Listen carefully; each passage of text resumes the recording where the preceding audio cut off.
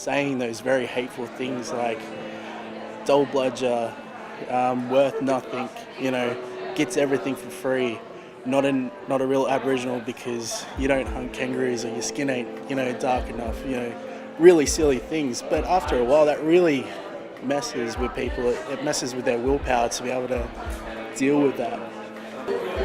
We see in the media how they make the news about Islam and Muslims people, and how we are stereotyped that way due to the terrorism happens and those extremist groups.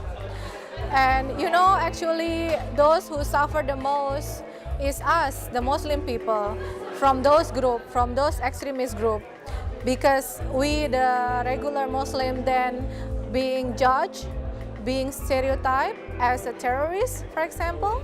It happens quite often when people stare at me more than it should be, more than just an eye contact, that they start to stare at me longer and give a weird look that I can sense, and that's really uncomfortable for me.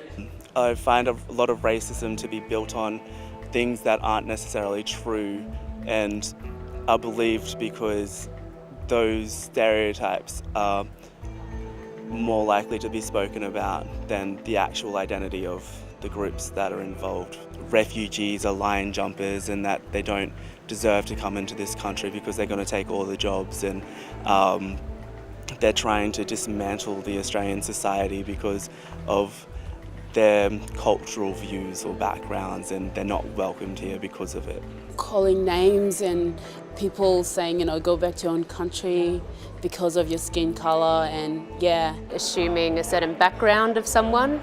So, for instance, in Australia, we're such a multicultural group, someone might assume that someone with Asian appearance might not be from here, so discriminating without actually knowing someone's heritage. They could be Australian, who knows.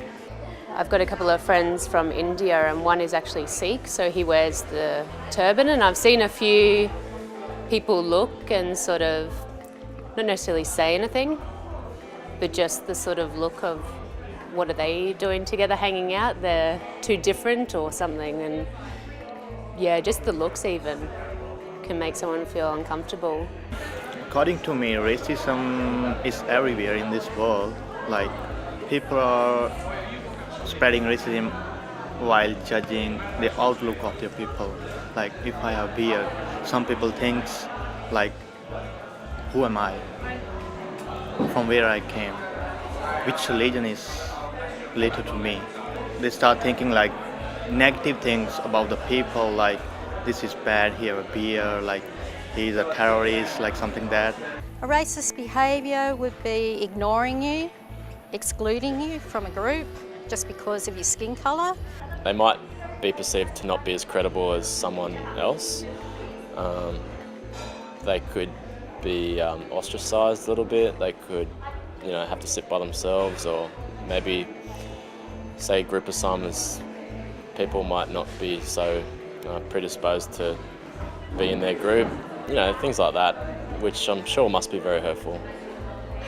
To me, it's about education, it's about voices, it's about humanising each and every person and not allowing them to be generalised together and stereotyped, which is what we do naturally, I think, but we've got to learn not to do it. Working together, we can create an inclusive university community for everyone. For more information, visit usc.edu.au/student expectations.